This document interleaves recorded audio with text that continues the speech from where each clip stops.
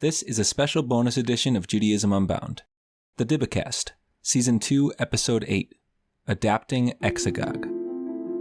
We are thrilled to present this bonus episode of Judaism Unbound in partnership with Theater Dybbuk. Theater Dybbuk is a Los Angeles-based organization that creates provocative performances and innovative educational encounters exploring Jewish thought to illuminate universal human experience.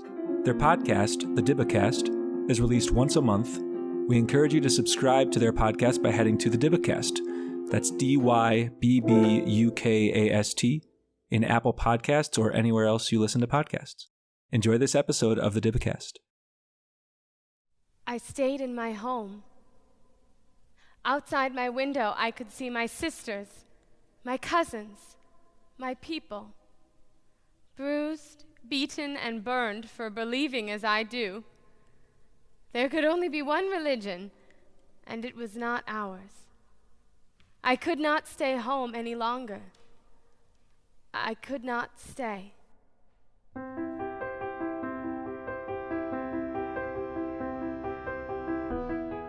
Welcome to the Dybbukast, the show in which we ask, what do poems, plays, and other creative texts from throughout history tell us about the times in which they were written? And what do they reveal about the forces still at play in our contemporary societies? I'm Aaron Henney, Artistic Director of Theater Dybbuk. In this episode, presented in collaboration with the Jack, Joseph, and Morton Mandel Center for Studies in Jewish Education at Brandeis University, we'll be investigating one of our own works, adapted from an ancient text.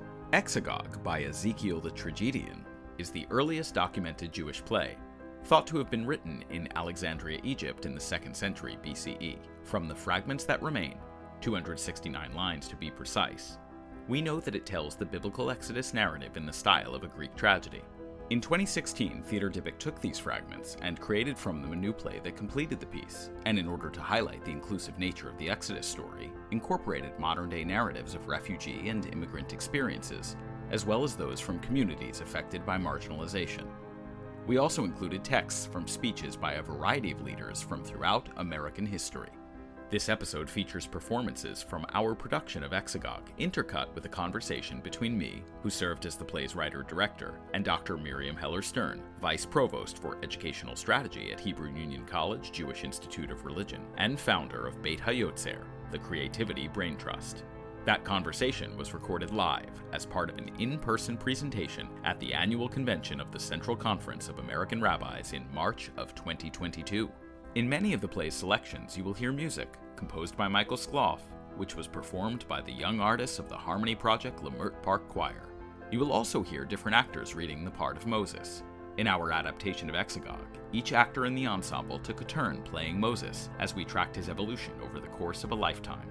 When a new person stepped into the role, they put on a Greek-inspired mask to signify this change. And now, Season 2, Episode 8, Adapting Exagoge. When Jacob left Canaan land, he went down to Egypt, having 70 souls with him, and begot afterwards many people who were abused and oppressed. They had seen suffering at the hands of wicked men and mighty forces. King Pharaoh, seeing the Hebrew race growing, devised much treachery against them, torturing men with brickwork and the burden of building city towers, devised by labor from ill-fated brothers. Then Pharaoh called for the Hebrew sons to be tossed into the deep flowing water.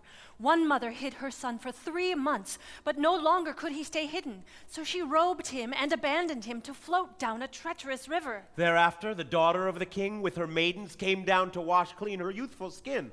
And seeing the boy, at once knowing he was a Hebrew, she took him in her arms. And then his sister Miriam, who was watching nearby, ran to this daughter of the king and said, "I will find a nurse quickly for this child from among his people." And soon his own mother held him. And the king's daughter said, "Woman, nurse this child, and I will pay you for it." And she named him Moses, because she took him from the drowning water. So let's start with the text. There are a lot of rich texts in this play, from the original Exagoge to the numerous voices from American history and texts from the voices of refugees and their experiences that you bring together. Tell us a little bit about this mashup of voices in the play. How did you decide what voices to bring into this Hellenistic text, and how did you weave it together? Great, thanks, Miriam. So the fragments are truly that. They are fragments, and they were actually found in references from Christian theologians at a later time. So that's actually why we have the fragments, which is a whole interesting discussion in and of itself. And so first we began with the premise of why might this text have been created, asking hard questions. You know, you're living in Alexandria, you may not be going to Israel and making sacrifice at the temple.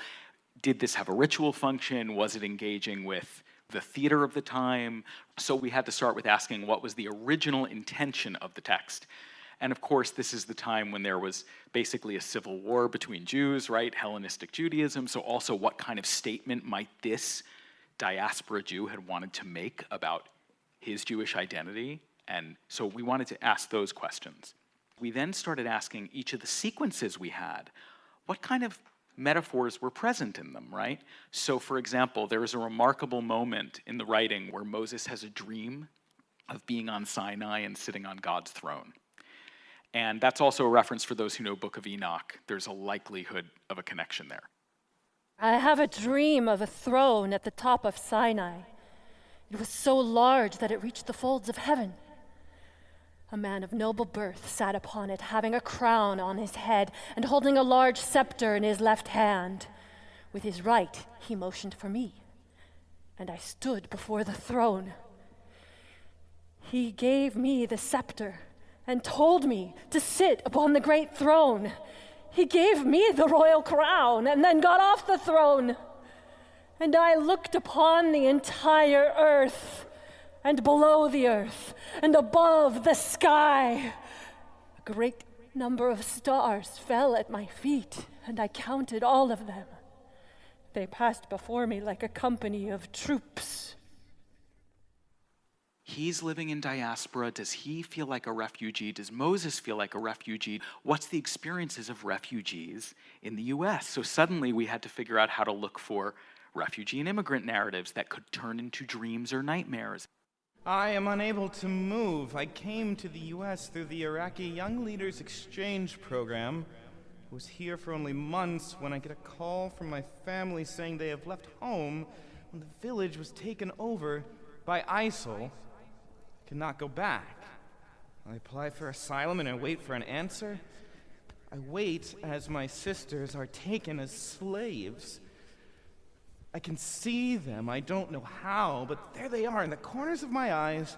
They wave to me and smile as if to say, it's okay, you will free us by being free. I must use this freedom to reach them. I am not a slave. I try to lift my legs, but it's no use. I look down and I see that they're bound, not by steel or iron, but by paper with the tiniest type, official-looking, filled with words I do not understand. They're linked together like those chains that children make to brighten a dank classroom. They should not be able to hold me, yet they do. They are unbreakable. I am not going anywhere. So we kind of did this mashup, and the cast would say, well, maybe the scene means this, maybe the scene means that, because we develop our shows together. We have script meetings every month for about a year with the whole team. So that's kind of how that mashup happened. We looked for what is the metaphor present in the sequence, and then what is the thing from modern or contemporary life that could marry to it. So I'm sure that you were all struck by the insertion of this mythical bird, the phoenix, at the Red Sea, which last I checked does not appear in the original story. What? But it's a powerful metaphor inserted in a Hellenistic telling of the Exodus from Egypt, retold in Egypt, 2nd century BCE.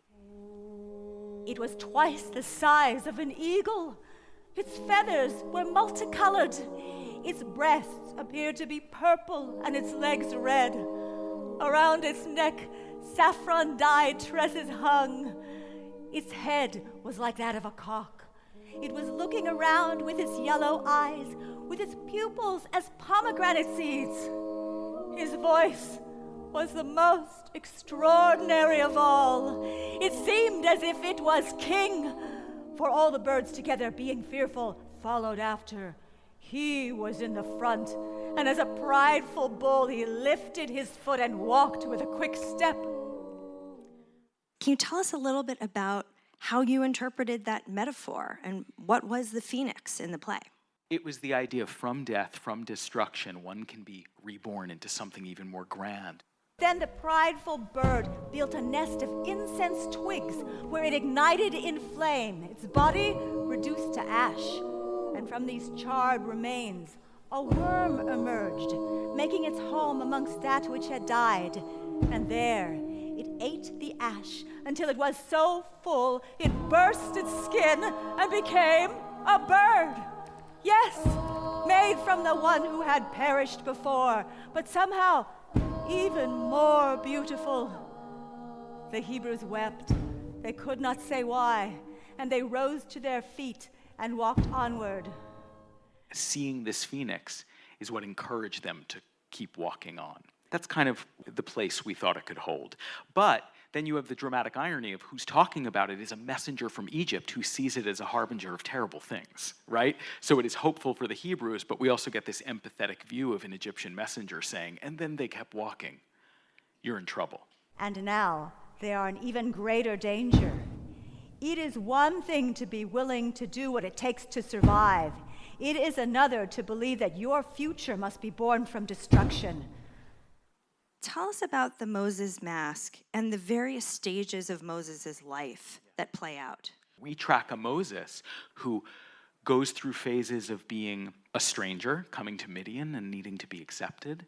The first time I entered as a member of the tribe into the temple, I hoped the worshippers would not look at me.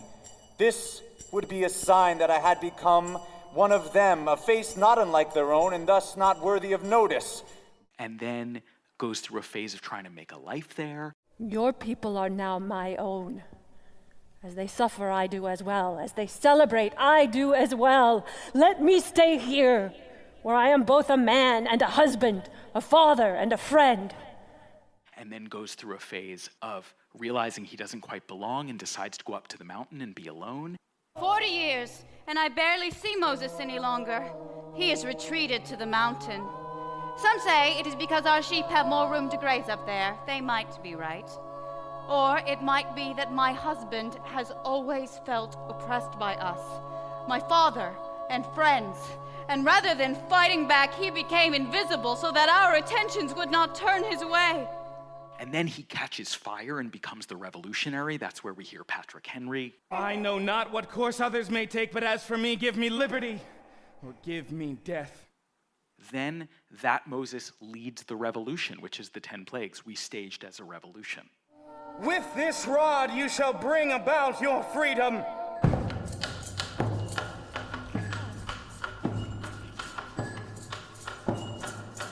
First the river flows with blood, then every stream and pool of water, a show of power that cannot be denied. But Pharaoh calls forth his company of troops, and they too fill the waters with blood. They too rain death on all those that drink, all those that feed, all those that live, even their own die. It is worse for them than us. The Egyptians suffer, and we survive, for we have grown used to belonging only to death. And then the death happens at Sinai, and there's what is it to become a leader who means well as a revolutionary, but then starts asking for purity. When Moses returned, he claimed that he had talked with his God. And the people bowed in awe, and he said, God needs us to lead. God needs us. God needs only the righteous. We must make this new world God's alone. And then what is it in that last Moses to be left with, as we all know in the story, I can't go on. It's really to the next. I intended well, and I did a lot of good, and I also did some challenging things. And how do we hold both, and what legacy are we leaving for the next generation? Gather to me and listen well. I will not live for much longer. The struggles our enemies caused have left me brittle. Soon I will break and become as the sand beneath your feet. And I fear that you will not look. And you will forget that my shattered bones have laid the path for you. And so in time, misfortune will become you. Do not forget. So that was the idea, is that we're sort of tracking this whole life, going through phases of ups and downs and a trajectory of change that eventually leaves in an uncertain and a bit of a fraught place.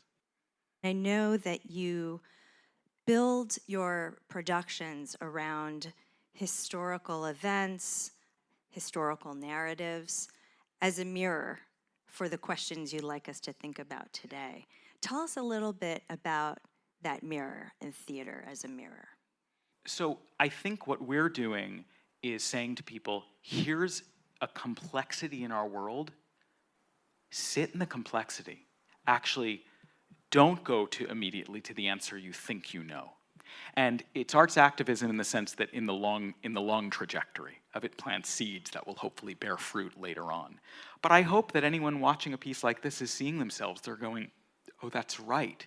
That's right. My family, whatever generation back or this generation, had to find a way. By any measure, our right to be here had been established. For years, my father worked on the Transcontinental Railroad, waiting to see his children. He bravely led the way, risking his life so that we might be free. But then Congress decided there were too many of us. A law was passed. We could not come. Finally, through a mixture of cunning and courage, we found a way. Our father had died. We were too late. And so I think that's the kind of mirror I'm looking to hold up. And also, just history. I'm a big fan of deep scholarship in history and letting it inform. We have to remember that we are always in a moment packed with political and social considerations. And looking at any story we tell, if we forget those political and social considerations, we are not actually seeing the story. We're seeing an echo of the story. We're seeing a shadow of the story. So speaking of that echo, tell us about the perspective of the Midianites and the idea of making the Midianites the Greek chorus. The original fragments have no Greek chorus. Greek theater plays from this time had a chorus, had people who were commenting, often elders of the city. And so we were like, who's the chorus? Is there a chorus? And the Moses monologue that we heard Jenny beautifully deliver. For now, I have wandered to this foreign land. Is how that monologue ends in the original. And I was like, oh, what do the people who live there have to say? This new land, this Midian. Oh, they must be our chorus. And then the metaphor of Midian essentially becoming a place of many peoples in the desert and a stand-in many ways for America. We need more than politics as usual when it comes to immigration. We need reasoned, thoughtful, compassionate debate that focuses on our hopes, not our fears. My people of Midian, we have heard about the Hebrews who are distances away. They are surrounded by oppressors with their backs bent against the wind, slashing again and again. And we who are united are strong enough to offer them relief. And the whole idea of place shifting, place being a political tool itself, is an important theme in the play. Yes, absolutely. And also that these places we claim as our own were often a place either by force or by choice or by some combination of the two. We had to make a home. And so what does it mean to claim something as your own and then to close the borders? We see so many stories of suffering in this play.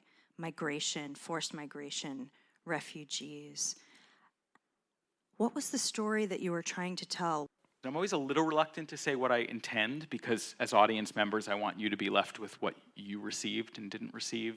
I want you to leave uncertain, and what's the play saying? And I saw this and I saw that. That actually, I think, is good theater. It leaves us in a place of question, and it leaves us in a place of conversation and being a little disrupted, which I think good art is often a disruption. You may think that because he is Alawite, he agrees with Assad. It is not that simple. They belong to the same people, but not necessarily the same ideas. The complexity of their politics matter little when he is walking past the shrine and suddenly a car, or maybe it was a truck, I don't remember, explodes, sending metal in every direction. They say this is where the prophet's daughter is buried. At least he is in good company. This play was originally staged in 2016, and we were in a particular fraught moment at that time. We were in another different fraught moment, although definitely on a trajectory. And I was interested in people going, what is it to remember really being the stranger? What is it to remember really where I came from? And And what is it to be harmed and so I forget? And so I forget. And how do I reconcile the forgetting and the need to remember in order to actually do the next right thing? That's kind of where I wanted people. Living here in the United States, I do not think of my mother. I was born in Sukabumi on the island of Java. World War II started, and we escaped to my grandparents' plantation thinking there would be no violence there, but that is where they picked my mom up, shoved a gun in her face, and took her, we know not where. And we could say nothing. Our standing was low, and their power great. That is when we decided to leave. So what were some of the key questions that you hoped the audience would go home wrestling with? Well, one is for those who know the story, the Exodus narrative, people at least know the broad strokes in our society for the most part. One is just asking to wrestle with, wait, what's this story actually saying? How does it actually operate?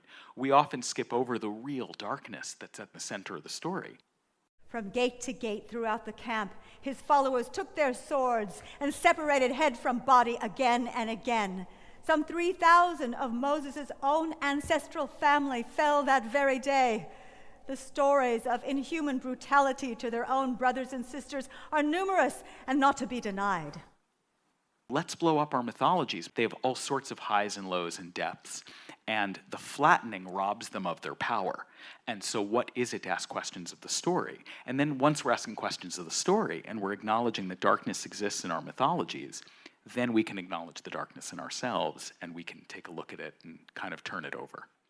And of course, where the play lands is with the Harmony Youth Project. Can you tell us a little bit about that? You know, classic Greek theater is filled with music. People don't often realize that's one of the primary modes of communication. And what happened was Michael Skloff, he said to me, I've been working with this great youth choir, the Harmony Lamert Park Choir, and maybe we can have them involved. And so then that planted the seed for how do they interact in the piece. And we realized, if this is a piece somewhat about the complexities of what are we holding on to and what do we leave behind, the only way to really ask that question is to leave the next generation on stage and us looking at them and them looking at us and saying, what do they need and who are they going to become and what are we leaving on the stage for them to hold on to? What legacy are they holding on to?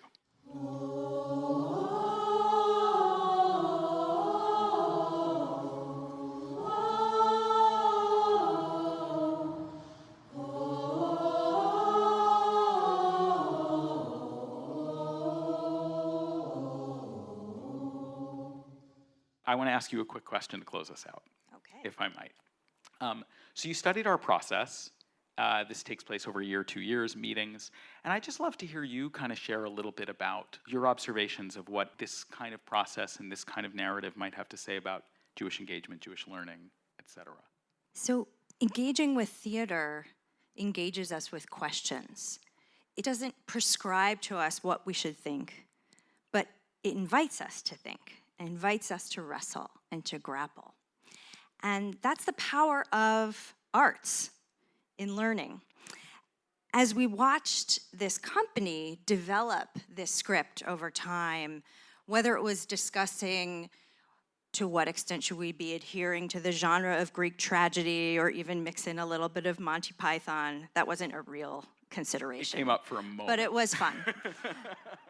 There was humor involved. There were memories of both Jewish Sunday school and Christian Sunday school and how are God and Moses portrayed, and a lot of rethinking of old held notions of who is Moses and what is a leader and who are the Jewish people and what is our identity as a nation and what is this story of Exodus and liberation about. And I had the opportunity along with Dr. Tobin Belzer to observe and study the company as they created this with you over about 6 to 12 months.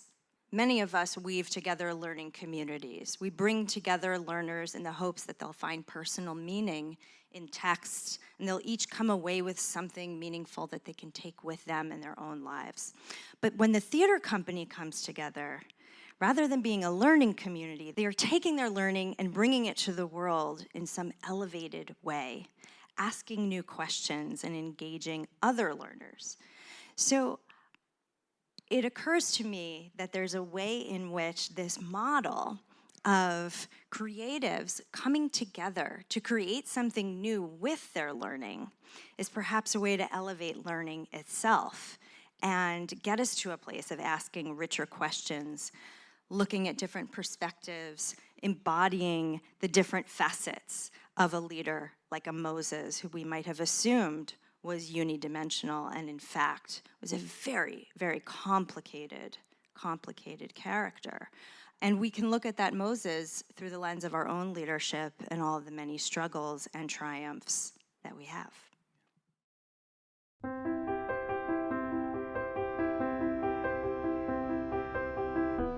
Thank you for listening to this episode of the Dybbukast, adapting Exagoge. Featured in this episode were actors Rob Adler, Jenny Gillette, Nick Green, Julie Lockhart, Rebecca Rasmussen, Diana Tanaka, and Jonathan C.K. Williams. The music in this episode was composed by Michael Skloff and performed by the young artists of the Harmony Project Lemert Park Choir.